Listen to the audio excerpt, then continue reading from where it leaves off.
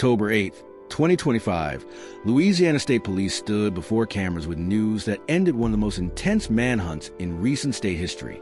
The last man standing from a brazen 10-inmate jailbreak had finally been caught. His name? Derrick Groves, a convicted killer who had managed to slip through law enforcement's fingers for nearly 5 months. Before we dive in, if you're into true crime that digs deep, hit that subscribe button right now. Smash the like and turn on notifications so you never miss an update from CrimeLab report. Trust me, you don't want to miss this. May 16th, 2025. Orleans Parish Justice Center in New Orleans. 10 inmates found a hole in the wall behind a toilet and squeezed through, vanishing into the night. Among them was 28-year-old Derrick Groves, already serving time for murder. While his 9 fellow escapees were caught within days and weeks, Groves seemed to have disappeared like smoke. The U.S. Marshals, FBI, Homeland Security, Louisiana State Police, they all joined forces. But Groves stayed hidden. Days turned into weeks. Weeks turned into months. Nearly 5 months of nothing. One convicted murderer still out there while communities stayed on edge. Then came early October. Police Superintendent Robert Hodges would later reveal they received intelligence through multiple search warrants that Groves was likely hiding in Atlanta. He'd travel hundreds of miles away, thinking distance would keep him safe. But a tip came through Crimestoppers. Someone knew something. Someone talked. And that information was about to change everything. Now, I'm going to play you the full press conference by the police. I'm Colonel Robert Hodges, Superintendent of Louisiana State Police. Almost 5 months ago, most of us in this same room met to discuss 10 inmates who escaped from the Orleans Parish Justice Center. We all had one focus: to capture the 10 escapees. Collectively, federal, state, and local law enforcement worked together seamlessly to locate and arrest these fugitives. Together, we leveraged investigative tools, technology, and good old-fashioned police work. Although many weeks have gone by, our 10th fugitive, Groves, remained at large. Law enforcement never lost sight during the investigation and our responsibility to bring a violent criminal back to prison. In early October 2025, task force personnel learned that Derrick Groves was likely in the Atlanta, Georgia area. Through information gathered via multiple search warrants and other investigative means, detectives obtained digital evidence that Derrick Groves was at a residence in Atlanta.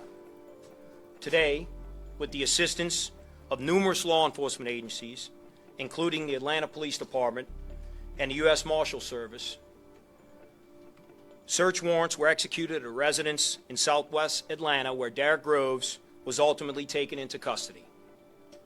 I want to personally thank the FBI, ATF, HSI, DEA, the U.S. Marshals Service, the Secret Service, the Attorney General's Office, State Probation and Parole, our LSP troopers and investigators, the New Orleans Police Department, the Jefferson Parish Sheriff's Office, the St. Bernard Parish Sheriff's Office, the Orleans Parish Sheriff's Office, and the Crimestoppers of Greater New Orleans for their unwavering support of public safety. Together, we are stronger, and today marks the culmination of nearly 5 months of investigative work. As you look to the screen, to my right, your left, you will see the 10 escapees from the Orleans Parish Justice Center. All have been returned to correctional facilities where they no longer pose a threat to the residents and visitors of Louisiana. Next, you'll hear from our State Attorney General, Liz Murrow. Today is a good day. Today we were able to get the final escapee put back in jail to await further proceedings, and I'll walk you through what that's going to look like in just a minute.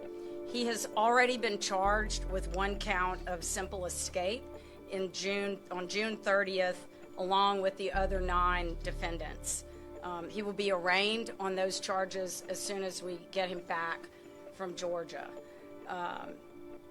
He will be taken to Angola, where we have continued to keep all of the other escapees at this time. Tomorrow, he'll see a magistrate judge in Georgia, where he will be able to waive extradition if he chooses to do so. If he doesn't choose to do so, then we will initiate extradition proceedings and eventually remove him back here to Louisiana, and the proceedings will continue. I think that there's some other folks here who could talk a little bit about some of the things that we located at the house at the time that he was arrested and taken back into custody. We do expect to examine whether we can upgrade the charges to aggravated escape in light of the material that they found, which included weapons and drugs.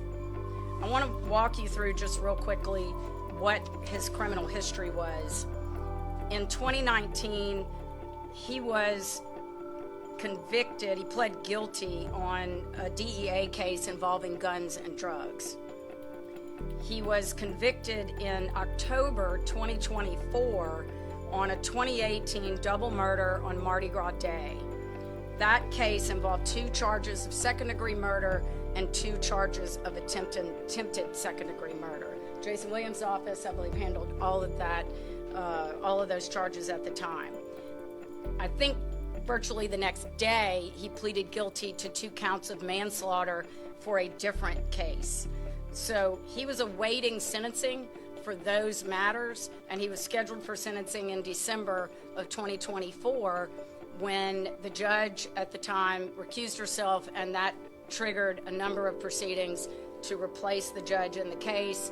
For reasons that are still unclear, he still had not been sentenced up until May when he escaped.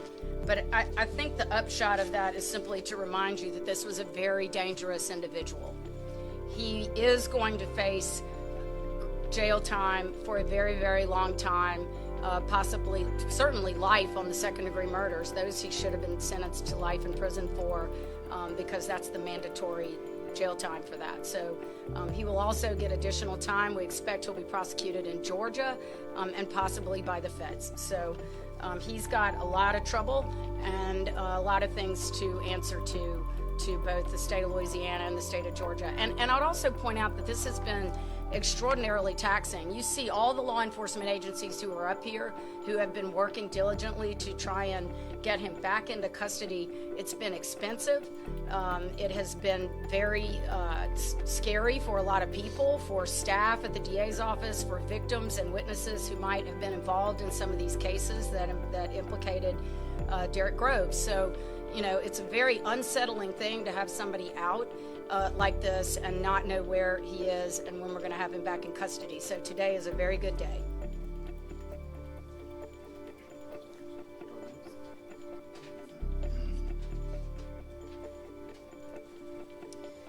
I would just like to echo what everyone said. It really is a great day that this was a peaceful resolve to the situation. Crimestoppers was very proud and honored to be a part of this task force. What we saw an outpouring of support and concern and really just wanting to help by our community throughout this entire process. Thousands of tips were received through Crimestoppers on the individuals who escaped. On Mr. Groves directly, several hundred have been received over this period for him with information. And what I do know, they were all vetted. So I want to thank the community for stepping forward, for sending the tips and the tip that came in regarding this particular location. But I also want to say something that y'all don't normally see in the public. It's the people standing behind me, the task force members, the law enforcement agencies who are calling, believe me, I know, in the middle of the night when they got information that they wanted to know more about. Working every hour for all of these months. And I'm just so impressed. And I just want to say thank you from the bottom of my heart as a nonprofit organization representing civilians. But I hope the public takes the opportunity to thank everyone standing here and their teams for the excellent job that they did. Thank you. Chief Kirkpatrick. Thank you, Darlene. I want to share with you a little bit of a background. Last Friday, Director Reese Harper, our PIO that everybody knows over there, we had started an initiative, and we decided that on Fridays we were going to start putting out kind of like our most wanted. on Fridays, and a clever name came up by Director Harper, and we call it Front Burner Fridays. So last Friday, Director Harper says to me in the hallway, I think we need to put Groves' name back out in front of the community. And I said, well, great, I think so too. And he grabbed Darlene, Cassandra, and they did their Friday, Front Burner Friday, and put Groves' name out. And it was over this weekend that we did get a tip through Crimestoppers. So, y'all, Crimestoppers matters, but most importantly, the community is a true partner to us. So when we speak about team, that includes the community. So we want to thank you very much and appreciate it. D.A. Williams. On behalf of two prosecutors who tried this case with me, we tried it multiple times to get a conviction. On behalf of them, who worked tirelessly to get 12 out of 12 jurors to find him guilty is charged of a double homicide on Mardi Gras. On behalf of the witnesses who were brave enough to come forward.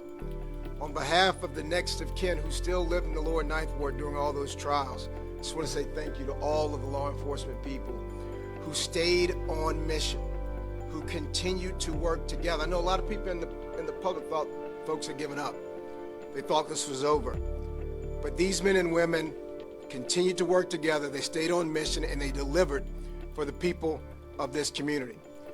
As I said, I tried this case personally. I was in that courtroom, so I was able to get to know the next of kin. And I just want you to all to understand that the children in this family who played sports in that park in the lower ninth ward have not been able to go out there during all of this time. Their lives have been shut down out of fear because they didn't know where this man was, and the men and women of these different agencies have given them their lives back. And that is extraordinary. And I was talking to the next of kin a few weeks ago, and she was still trembling. And so I know that today there's a lot of gratitude in that family home that was shot up on that Mardi Gras day. And I also want to just say to the public, thank you. It was your tips. You are one of the most important pieces of this puzzle because you step up when you call in, when you provide that tip, when you show up in court. That's what makes this happen. So I can't thank the public enough for doing its part and making sure that New Orleans is a safer place. And I want to thank God because the fact that someone did not get hurt during this man's time on the lam, and the fact that no law enforcement individuals were injured or hurt, that's just the grace of God. Thank you. Sheriff Hudson. Thank you, Colonel.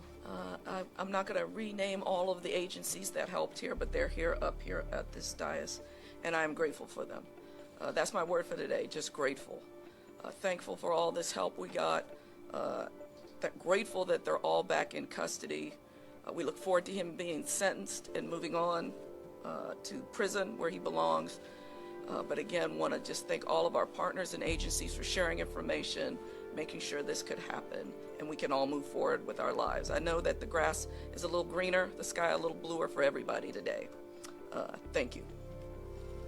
You had said that there were firearms and drugs retrieved. Can you speak more about those? And I'm also curious if anybody was in the house when Groves was apprehended besides him. So obviously I wasn't there, but the reports that I've had indicate that there were some other individuals that were in the house.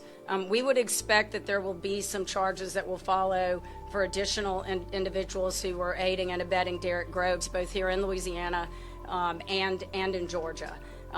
As I appreciate it, there were some individuals at the house. He was captured, I think, hiding in some crawl space or some space maybe that had been constructed where he could hide. As I understand it, they found a pistol, 15 pounds of marijuana in plain sight, and a rifle magazine, not the rifle, but the magazine, the ammunition. And as far as, I guess, how long has he been staying at the house? Is that, you guys know, and what are the evidence, the digital evidence mentioned So, as you know, we use various investigative tools and technology to include Crimestoppers, and working with the group of professionals to my left and right. We won't tell you exactly how long he's been there, but once we could confirm that that was the location, then we reached out to our law enforcement partners in Atlanta, Georgia, so Atlanta PD, and then of course our U.S. Marshals who are here with us, their counterparts there to help with, obviously, apprehension. I'll leave it at that. Why he was in Atlanta? Did he have help there? And you think he might be facing charges in Georgia as well? Well, the guns and drugs, for starters. Those are Georgia charges because he was in Georgia. Clearly somebody was helping him. I think there were multiple somebodies helping him. I mean, he had a fair amount of assistance, and I think that as the investigation continues, we'll keep trying to determine just how he was getting that kind of assistance and how many people might have been assisting him.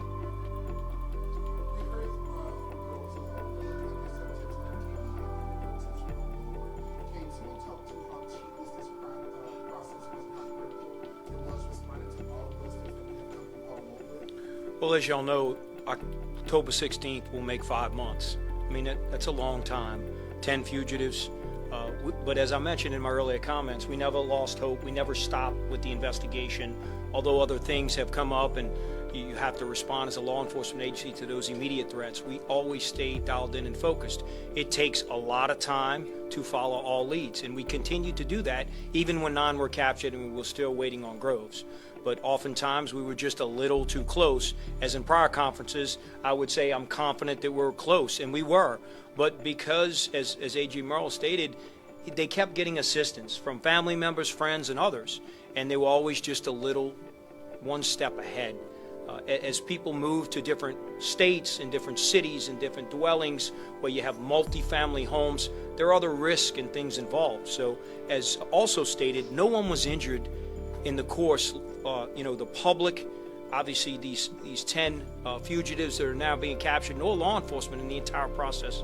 And for that reason, I think our methodical and professional and very safe process had a great result in the end, now that they're all captured, and we can look back and learn from that. But it just takes time. It takes patience, it takes resilience, and it takes the partnership you see standing alongside of me, both in Louisiana and outside. And that's why our federal partners are so critical, because they have a reach across the country. We're really not going to discuss those things, but any fugitive has the opportunity to move in and out of a city, in our case a parish, or in another state and a county, because they're having assistance. And I often mentioned that in prior conferences over the last few months, that please, you think you're helping your loved one, but you're not. You're putting others in danger, because these men that were on the screen to my right and your left had violent past, and that shows a pattern, and they were judged on their behavior, and we needed to have them back in custody so they could not harm anyone else. This was a 5-month journey. A lot of people, like you said, down in willingness to capture Grove, what y'all did. What is the message now to other criminals that are out there, or other criminals that are looking to escape? What's the message? The message is law enforcement is committed to public safety, and we're resilient, we're professionally trained, and we work together. And because of that, we're a force multiplier. So it doesn't matter if you're local police, sheriff's office, state police, or one of our federal partners. We're all working together. And when we do that, it gives advantage is us, standing right here behind me. And that's the message to them. You have to, when you make bad decisions or you commit crimes, you'll be held accountable. And if you disagree, then you will have, like the AG said, your opportunity to go to court and get an attorney and defend yourself and explain why you did what you did. But actions have consequences, and I think we've made that pretty clear today as to why the 10 men that are on that screen are back in custody. And I would just add that I don't think, I never heard anybody doubt our commitment to getting them back in custody. I mean, we all were very committed, wholly committed to getting them back in custody. Derrick Groves was determined to stay out of sight, and he had some people helping him. Antoine Massey also was able to kind of stay out of sight for a little while. He was a little harder to, hide himself. I think if he showed up in public, he was going to be recognized pretty quickly. Some of these other individuals, I think 2 of them were captured in Houston. 1 of them was captured in Baton Rouge. I mean, they were moving. And, so they really, they can move. Once they got out, they could go a lot of different places. It was important that we all keep up our commitment to chasing every lead we had. And so you can see we were working with the federal marshals. We're working with everybody that we can. So we were always wholly committed to getting them back in custody as soon as possible. I don't have a number. All I know is I had the reports to me from law enforcement in Georgia were that there were other individuals in the house.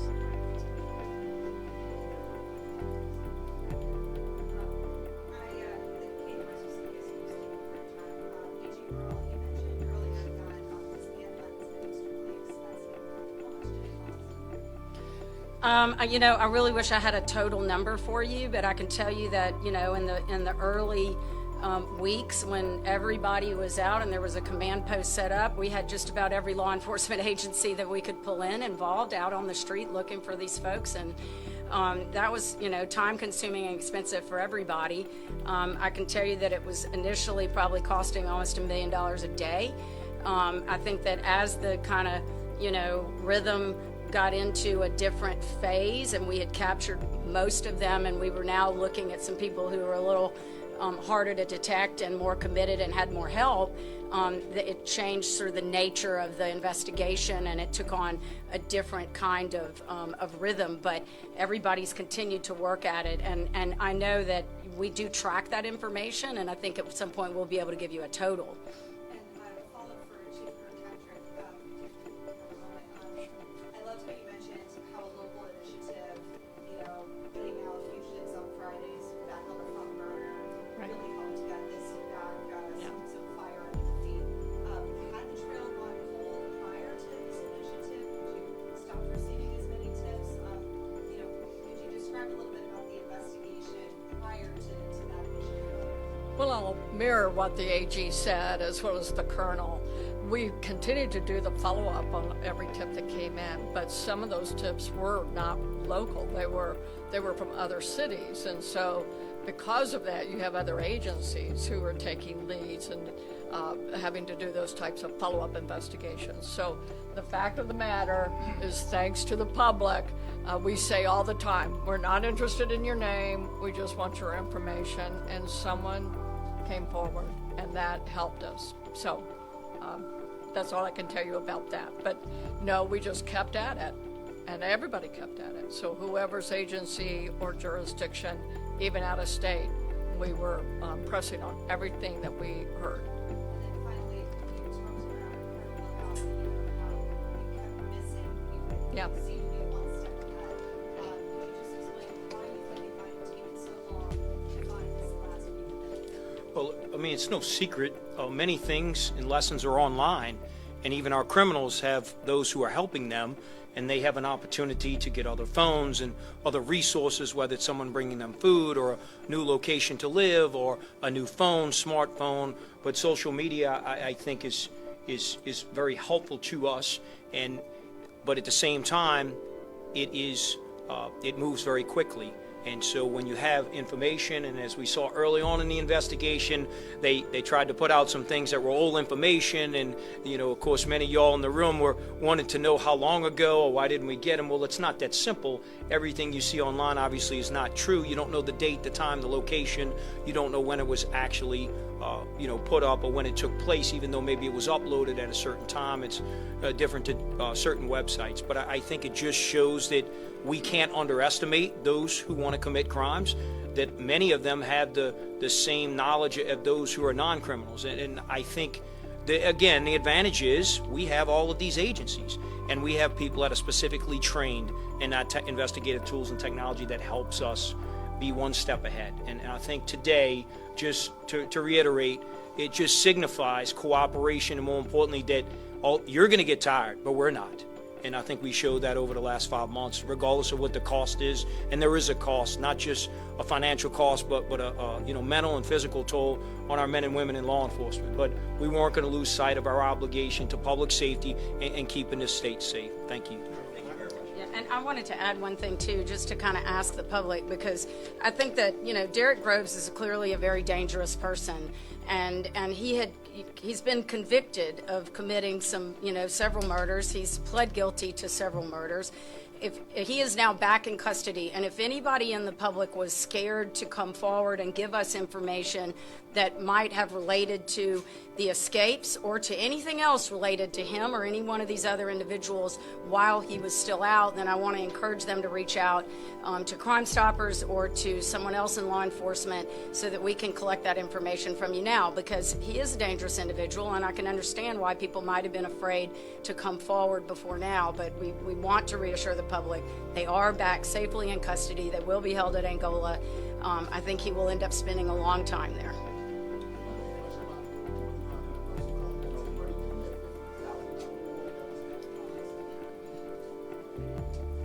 So the reward currently for this particular case is $30,000 from Crimestoppers, and then there would be a $20,000 reward available through the FBI. So yes, the total would be $50,000. And I just want to echo one thing. As a nonprofit organization, we talked about the cost of this entire operation. Well, as a nonprofit who has to raise money, I can tell you that it was significant for Crimestoppers. Significant, because not only did we have the rewards that we paid out 5. This will be 6. But we also had to double staff in the manpowers that we put in. So I think all of that echoes the fact that not only as our organizations took this very seriously, the public did too. And again, we want to thank the ATF who joined with us in our $30,000 reward. Thank you. Thank you very much. The tip led authorities to a residence on Honeysuckle Lane in southwest Atlanta, and whoever provided that information, they walked away with a $50,000 reward. But getting Groves wasn't going to be easy. On that Tuesday afternoon, just after 2 p.m., a massive operation kicked off. The U.S. Marshals Southeast Regional Fugitive Task Force rolled up with Atlanta Police Department's SWAT team. They had a search warrant, and they were ready to execute it. But when they entered that house, Groves wasn't just going to walk out with his hands up. What happened next turned into an almost 3-hour ordeal. Think about that. 3 hours of searching one house. The SWAT team had to deploy gas canisters multiple times, trying to flush him out, forcing him to move from room to room. Groves kept shifting positions, playing a dangerous game of hide and seek with armed officers.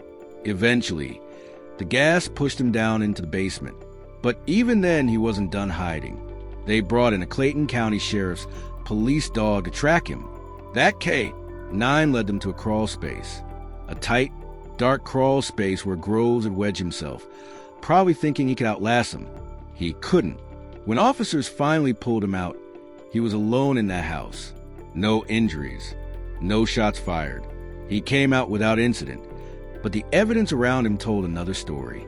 Police found a pistol and 15 pounds of marijuana at the scene. Louisiana Attorney General Liz Murrow made it clear that more arrests were coming because Groves wasn't operating solo. Here's what really stands out from the official statements. Groves waived his right to an extradition hearing. Just 2 days later, on October 10th, Louisiana State Police air support flew him back home, accompanied by the FBI and U.S. Marshals. The press release called the conclusion of a coordinated, multi-agency effort that spans several states. So here's what I want you to think about. What makes someone like Derrick Groves think they can escape and actually stay free? Was he getting help the entire time? And how many people knew where he was during those 5 months, but stayed silent until that $50,000 reward was on the table? Drop your thoughts in the comments below. And if this story got you hooked, subscribe to CrimeLab Report for more deep dives into cases that keep you up at night. Hit that like button and share this with someone who loves true crime as much as you do.